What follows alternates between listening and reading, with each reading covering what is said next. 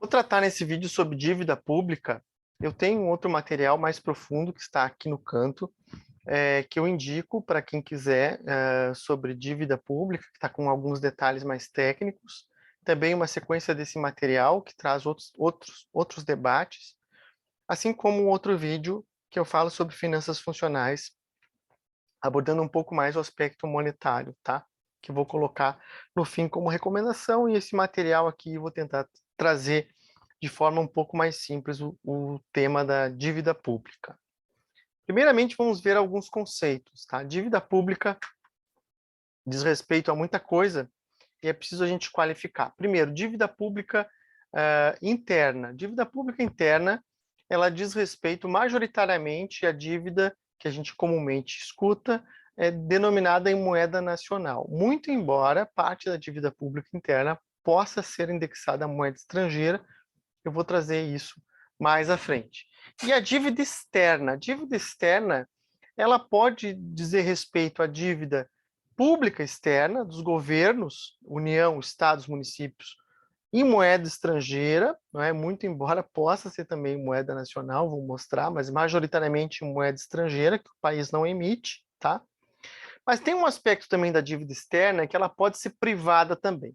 Se uma empresa que tem matriz em outro país e sede no Brasil, não é?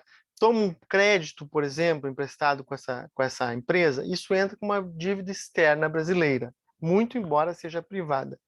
Por que entra como brasileira? Porque essa empresa, mesmo sendo uma empresa estrangeira, ela vai precisar dos dólares que ficam no Banco Central, né, do Brasil, para pagar essa dívida ou para liquidar os juros, certo? Então, importa também a dívida externa privada, não é?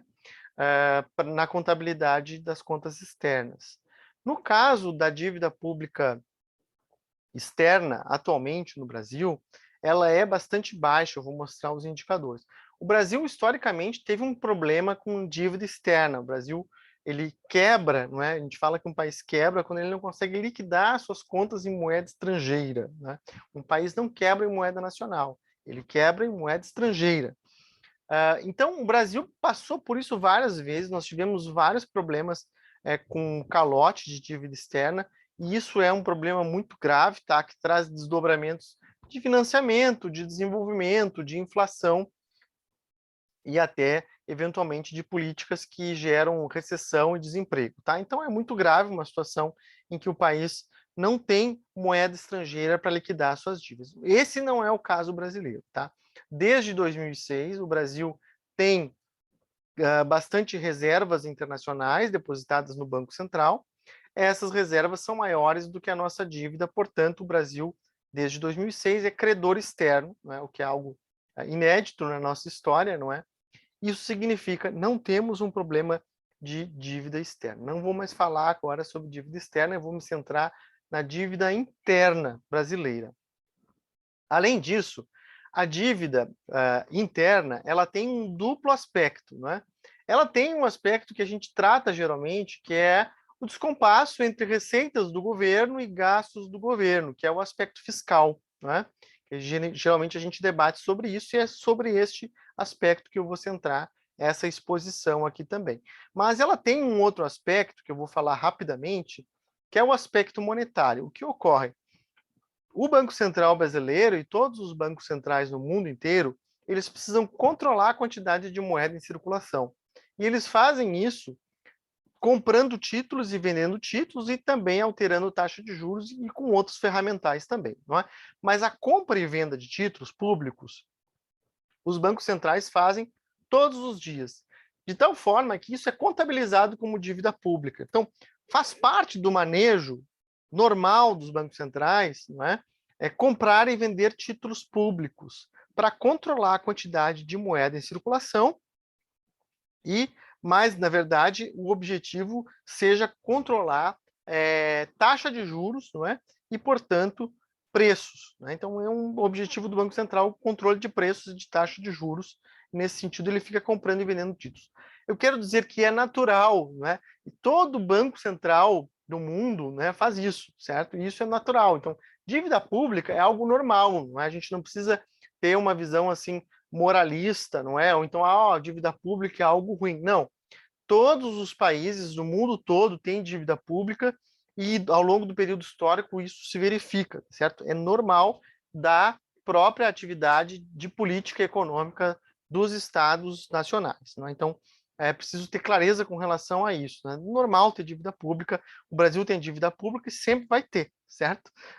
Então, só que, claro, a gente vai ver algumas regras com relação a esse endividamento, tá? E depois eu volto nessa questão, é só para citar, atualmente, 20% da dívida bruta brasileira, ela diz respeito a esse aspecto aqui que é monetário, tá? Que não tem nada demais e que o Banco Central remunera esses títulos e, ok, faz parte do manejo de política monetária. Mas vamos voltar, então, à nossa discussão aqui para a dívida pública interna sob o aspecto fiscal, tá? Sobre esse aspecto, né, ela diz respeito, então, ao descompasso entre receitas e despesas governamentais, né, o déficit público. Esse déficit público ele pode ser financiado de diversas formas, como, por exemplo, a emissão de moeda. Os estados nacionais podem emitir moeda para liquidar o déficit público? Sim, podem. O Brasil fez isso durante vários períodos e também outros países já utilizaram esse mesmo instrumento. Atualmente, não mais, né, desde o Plano Real, isso passou de ocorrer, não é? Existe uma previsão legal de que isso não pode, né, mas é apenas uma lei que pode ser mudada, tá certo? Mas, enfim, atualmente a gente não usa esse instrumento, mas não é proibido, né? Digamos assim, dos fundamentos, ou assim, algo restrito de não poder fazer, não, pode, né? É só uma questão legal, né?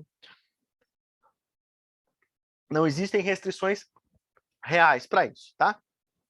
Pode ser através de dívida pública também, que é o nosso objeto aqui, pode ser através de venda de ativos, certo?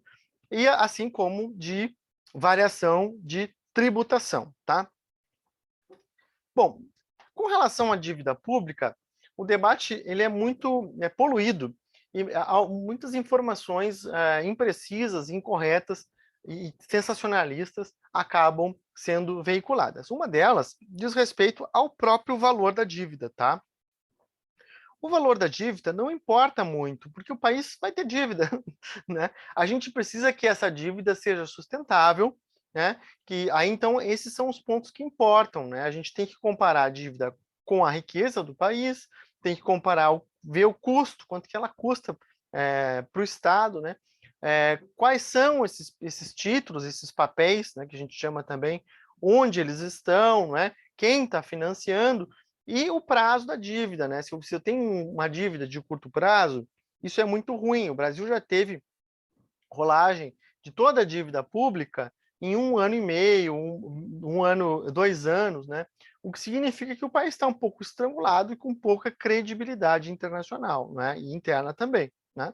Atualmente, nós conseguimos alongar bastante o nosso prazo da dívida, o que é uma ótima notícia, certo? Nos últimos anos, o prazo da dívida está mais ou menos em torno de 4 anos, o que é bem melhor do que como já foi, mas tem países que têm um prazo médio de 20 anos, certo? Que é uma dívida muito mais saudável. Eu queria falar aqui com relação à comparação com o PIB, tá?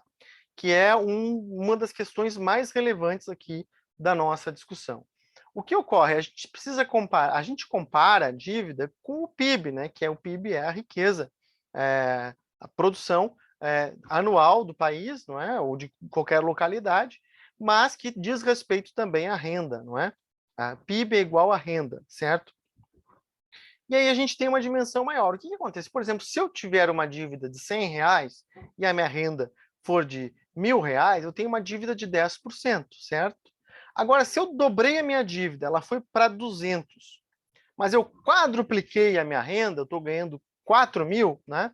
O meu endividamento caiu, é de 5% apenas. Né? Então, mesmo que a dívida aumente, e isso é uma constância, né, você pode reduzir o endividamento, né, se a riqueza do país, se o PIB, né, crescer mais. Então, essa variável, crescimento econômico, é uma das mais relevantes que existe com relação ao endividamento do país. Né? Mas, e eu vou mostrar os dados, do que, eventualmente, no debate público, fica como se fosse apenas o déficit, superávit dos governos que geram essa dívida ou que aumentam ou diminuem o endividamento. Não, né? Essa variável não é a mais importante. As variáveis mais importantes são crescimento econômico. Quando eu tenho momentos de crescimento econômico, há uma tendência para que a dívida caia, né? Pelo motivo que eu citei antes, e taxa de juros, que é o custo, certo? Então, se o custo da dívida é alto, isso, claro, né, ajuda a aumentar a dívida, né? E se o custo da dívida é baixo, isso tende a não crescer tanto. De tal forma que, mesmo com déficit público, né, se eu tiver crescimento econômico, ou taxa de juros baixa, de preferencialmente as duas juntas, ou uma das duas, né, bastante acentuada, você pode ter uma redução do endividamento. Eu vou repetir, mesmo com déficit público, é possível ter redução do endividamento, se eu tiver, por exemplo, num período de expressivo crescimento econômico, tá? De forma um pouco mais rigorosa, se a taxa de juros, né, for menor que a taxa de crescimento econômico, você pode ter um problema de explosão, aliás, você não tem um problema de explosão da dívida, né? Agora, se a taxa de juros é maior, né, do que o crescimento econômico, aí sim se torna algo um pouco mais preocupante, tá certo? Então, essas são as questões mais centrais: crescimento econômico e taxa de juros, né? E aí sim a gente pode ter uma dimensão, porque dívida sempre existiu e sempre vai existir, ela não pode ser explosiva por muito tempo, né? E mesmo por um prazo curto de tempo, é normal que ocorra. Às vezes é até preferível ter um crescimento da dívida do que para evitar que o país entre numa profunda crise, numa recessão, um desemprego prolongado, né? Então, nem sempre aumentar a dívida é algo ruim, né? Às vezes, você ficar com uma política de corte de gastos sempre para reduzir a dívida e isso gerar um problema de crescimento econômico pode ser ainda mais grave, não é? Então, é preciso ter muito cuidado com o discurso assim um pouco simplório que sempre, mesmo por especialistas, acaba ocorrendo, né? De que não pode ter déficit público, porque isso vai gerar a explosão da dívida. Não é necessariamente verdadeiro. Então, vamos olhar alguns dados para a gente ter uma dimensão melhor do que aconteceu de 80 para cá, esse gráfico de 80 até 2014, depois eu coloco um mais recente. Nesse período aqui, notem que nós temos um crescimento da dívida interna, que é essa linha aqui, né, preta, né? Um crescimento da dívida interna, tá? E depois mais ou menos se estabiliza, né? Só que a dívida externa cai, né? Que é o cinza, né? E isso é algo muito positivo. Então, mesmo que a dívida interna tenha crescido, a externa cai. A externa é muito pior, como eu falei antes, né? Muito mais grave. E a partir de 2006, então, ela ficou negativa, ou seja, o Brasil se tornou um credor externo. A nossa dívida pública externa, né, é muito baixa atualmente, como eu disse, e nós temos mais reservas internacionais do que dívida, né? A dívida pública interna cresceu aqui, principalmente na década de 90, não é? Que queria chamar atenção. Ah, mas então houve um crescimento muito grande do déficit público? Não, né? O que aconteceu aqui foi que a taxa de juros era muito alta, percebe? A taxa de juros nesse período aqui, que foi o início do Plano Real, que foi uma medida utilizada para combater a inflação, a taxa de juros era super alta, chegou a 40% ao ano, né? O que significa que fazia a dívida crescer bastante, tá? Então, nem sempre a dívida cresce porque tem déficit, né? Ou pode, às vezes, até diminuir mesmo com déficit, tá? Então, assim, são muitas variáveis que se influenciam mutuamente aqui, não é uma mera contabilidade, né? A economia é bem mais complexa, ela tem muitas variáveis que estão se conectando, como crescimento econômico, como taxa de juros. Questões externas também impactam, não é? Eventualmente, se eu tenho uma guerra que acontece externamente, ou se eu tenho uma pressão de preços externa, o preço do petróleo sobe, não é? Isso eventualmente pode ter um impacto sobre a taxa de câmbio, né? Sobre o preço da moeda internacional, e muitas vezes a dívida pública está atrelada à moeda internacional, o que é algo ruim, né? Porque deixa o país mais frágil que foi algo que aconteceu, por exemplo, em 1999. O Brasil tinha uma moeda fixa, houve uma mudança de política cambial ali, uma desvalorização da moeda nacional, não é?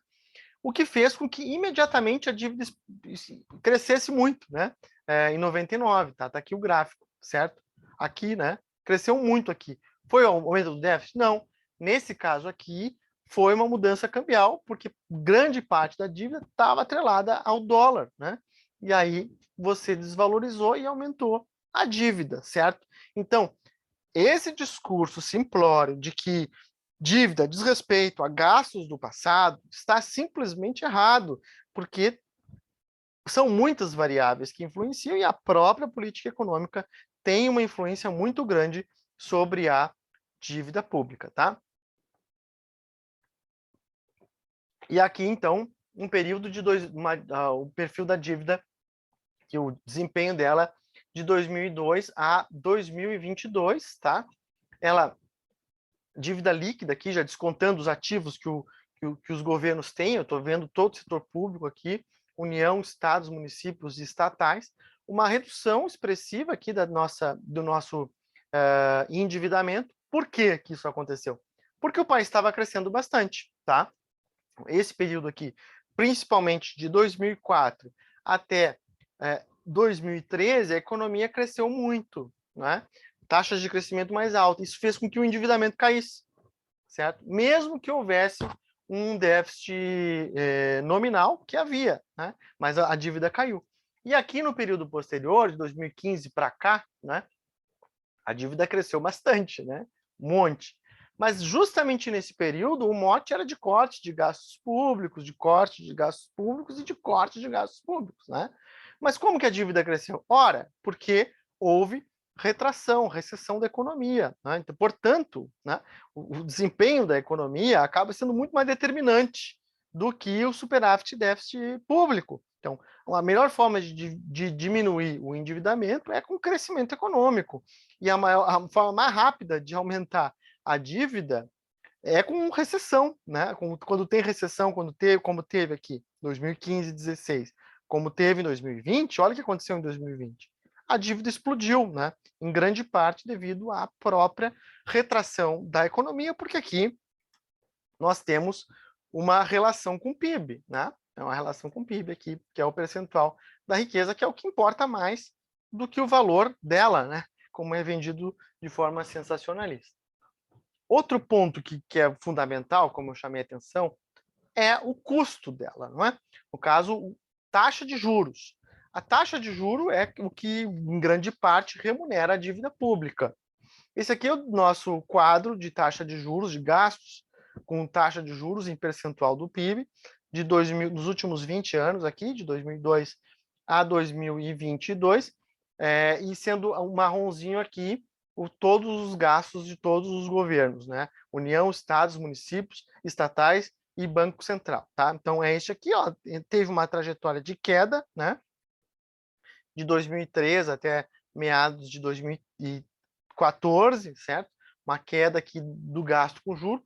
Aqui, em 2015 e 2016, uma elevação abrupta, depois uma trajetória de queda novamente, e mais recentemente, começa a subir de novo a taxa de juros, né? Embaixo ali, estados, municípios e governo federal e Banco Central, tá?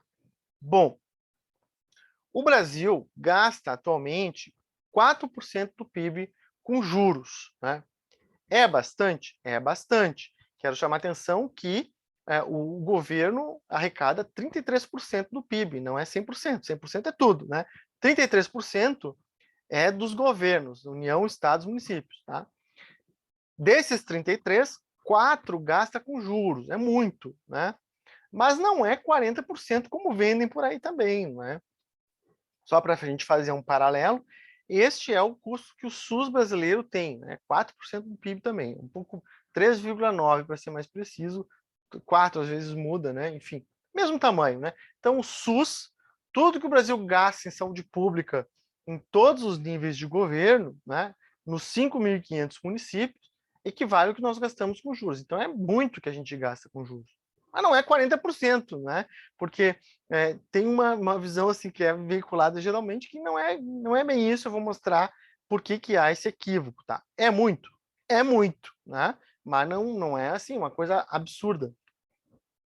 E mesmo assim, eu quero chamar a atenção, né, que aqui nós temos os chamados juros nominais, só que uma parte é inflação. Veja, né, se a taxa de juros é de 10% e nós temos uma inflação de 5%, né, esse 5% ele corroeu, né, ele não representa nada, na verdade, é apenas uma atualização, né?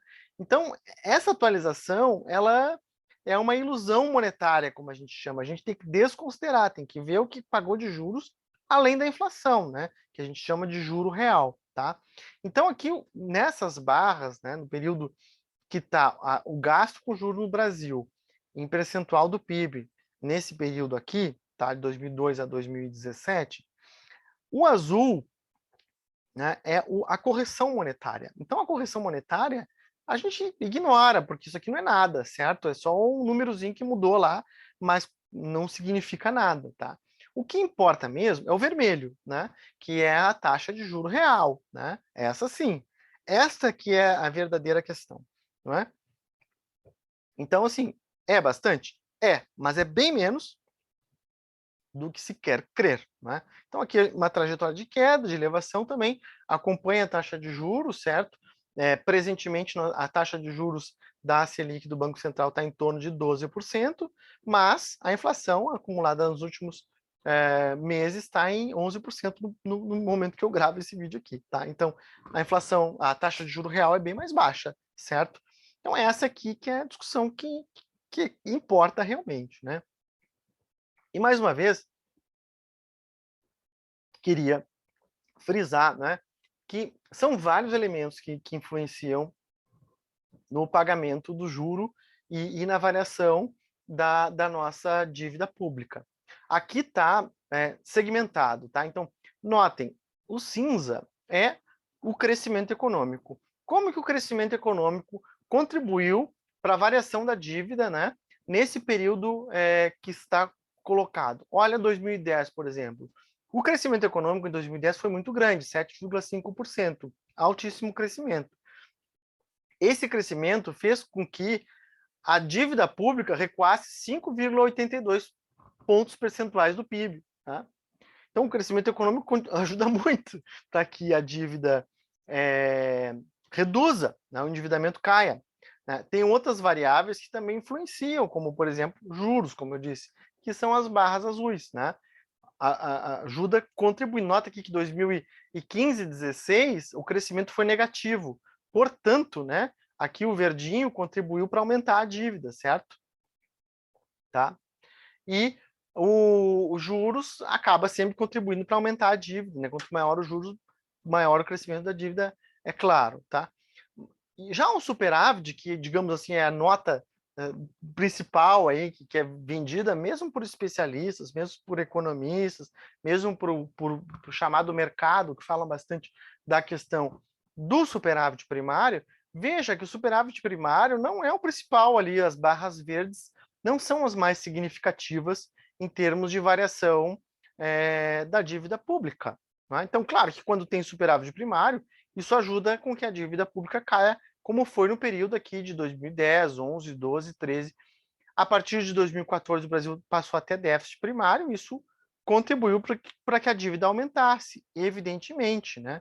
14, 15, 16, 17, 18, 19, o verdinho está, né, contribuindo para aumentar a dívida. Mas este não é o principal indicador, né? Não é o mais relevante. Crescimento econômico cinza é mais representativo e juros também é mais representativo na variação. Tem outras questões também, que eu nem vou entrar aqui, né? Como a questão do câmbio, né? Que também acaba influenciando, certo? Bom, de toda forma, o Brasil gasta bastante, sim, em juros, né? Aqui nós temos um ano de 2015, que foi um ano que o Brasil gastou bastante em juros, né? Se destacou. E aqui num gráfico com vários países que são países ricos, majoritariamente, mas de toda forma, o Brasil está muito acima, né? Então, tudo isso para dizer que, né, nessa questão dos juros, mais relevante do que contestar a dívida, que a dívida, como eu chamei a atenção, é algo normal. Todos os países têm e sempre vão ter, tá? Mais do que contestar a dívida ou dizer que ela é suja, feia, imoral, não, a gente tem que ver o que influencia ela, né? E por que que no Brasil ela é como é. E um dos principais elementos aqui é a taxa de juros. Então, essa é a discussão quente, né? Por que que a taxa de juros no Brasil é tão elevada, né? E aqui eu acho que é uma discussão que é muito mais relevante que a gente debater, que evidentemente entender disso tudo não é simples, né? Mas o debate comum deveria ir mais por aqui, né? Do que pela questão de contestar a dívida, né? De como se fosse algo escondido, como se tivesse uma grande mácula, né? Não tem, né? A questão toda é a taxa de juros que é alta, né? Por que que ela é alta?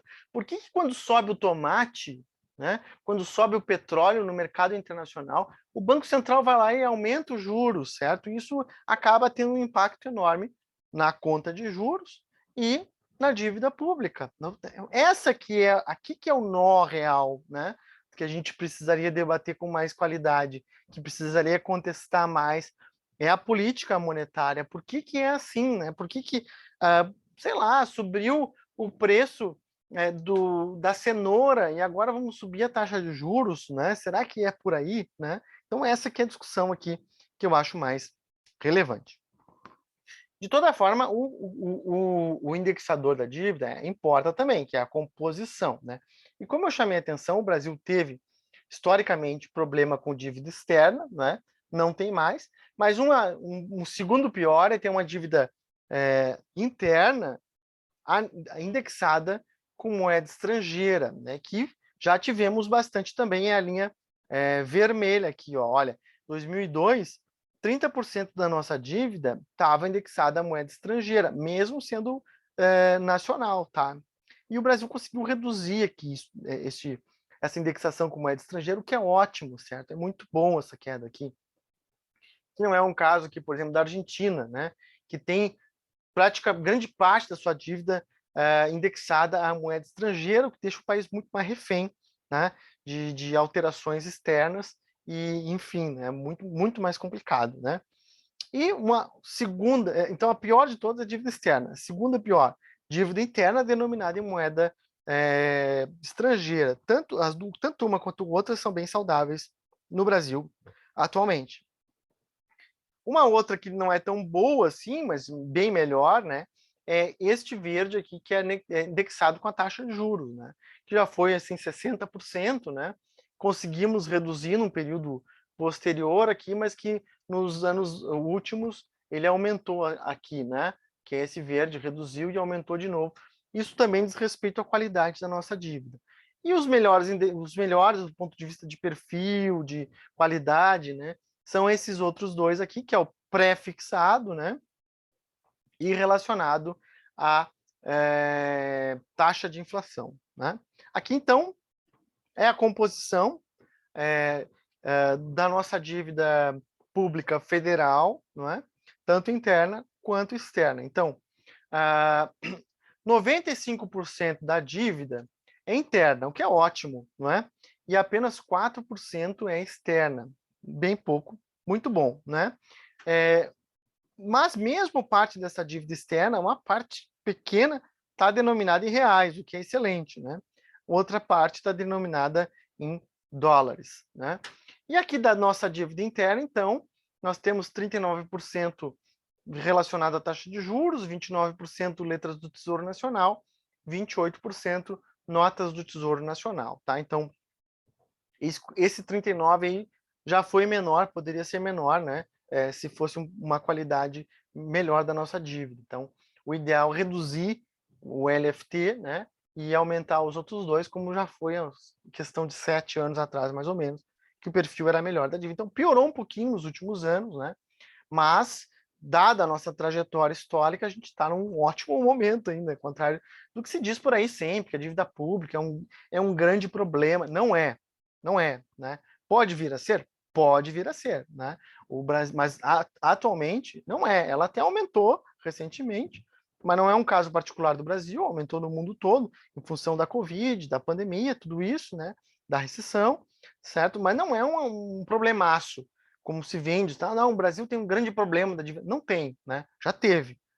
Atualmente, não. Pode vir a ter, mas nesse momento não temos um problema grave de endividamento, certo? E, como eu disse, né, parte dela tem relação com a política monetária, que é aqui 20% do PIB, que é absolutamente normal, né? Isso aí faz parte da vida cotidiana da gestão dos estados nacionais, tá? Bom, sobre a questão dos 40%, eu queria explicar melhor aqui. O que acontece? Tudo que se sucede na dívida pública, ela tem que passar pelo orçamento. De tal modo que se o governo pegar um crédito de R$ 100, né, e depois liquidar por 120, vai aparecer no orçamento 100 e 120, né, o total vai ser 220. Muito embora o empréstimo seja de 100 e o juro 20, mas vai aparecer os dois, né? Então, quando a gente olha o orçamento, vai estar tudo lá no orçamento. Então, esse gráfico aqui, ele não traduz muito bem a questão da dívida pública. Está tudo aqui, né? Esse roxo aqui, diz dívida pública, não é significativo, porque aqui tem débito, tem crédito, tem estoque passado. O que importa mesmo é os 20, né? É a taxa de juros, é isso que realmente é relevante, né? E no orçamento não aparece tão claro, né? E não, mas na verdade, não é o 20, porque tem que descontar a inflação, né? Então, o que importa mesmo é o juro real, que não aparece tão claramente no orçamento. Então, observar o orçamento para entender a fatia do gasto público com a dívida não é um bom caminho, né? O melhor caminho é aquele o gráfico que eu mostrei ali, que tinha várias corzinhas ali, a gente entende um pouco melhor. Claro que isso exige um pouco mais de trabalho, né? E até de conhecimento desse tema, né? Mas, enfim, tudo isso para dizer que não é 40% do orçamento que a gente gasta com dívida pública, não é? A gente gasta 4% com juros nominais, né? E ainda tem que descontar a inflação. Bom, tudo isso que eu disse até aqui, né, diz respeito à União, à política nacional. Tá? Eu queria falar sobre os entes subnacionais de forma mais rápida. Tá? Os entes subnacionais, a legislação é bem diferente, as regras são outras. O que acontece? Né? Os entes subnacionais, eles não emitem moeda. Os entes subnacionais não têm taxa de câmbio, né? Estados e municípios. E desde 1997, quando houve uma grande renegociação das dívidas públicas dos entes subnacionais, eles ficaram muito restritos para emitir dívida, né? Comprar títulos, vender títulos públicos, né? E pegar crédito. A União tem que autorizar e tem que passar pelo Congresso Nacional, ficou bem mais restritivo, tá? Então, assim, a União, ela pode comprar títulos, pode vender títulos, pode mudar a taxa de câmbio, né? Pode mudar a taxa de juros, ela que determina a taxa de juros de curto prazo, né? Ela que diz quanto vai ser, quanto que ela vai pagar nos títulos da dívida, certo? E emite moeda, né? O que é um poder enorme, né? Os entes subnacionais não, né? Então, os entes subnacionais, eles têm sim uma restrição muito maior com relação à dívida pública, né? E aí houve toda uma legislação no sentido de diminuir o endividamento dos entes subnacionais e a dívida deles foi nacionalizada, né? Então aqui está o endividamento dos governos estaduais, tá? Nos últimos 20 anos. Houve uma queda aqui, tá? Porque eles não, para emitir novos títulos, eles têm que pedir autorização para o Congresso Nacional, né? E além do que, nesse período também houve crescimento econômico, então caiu, né, o endividamento.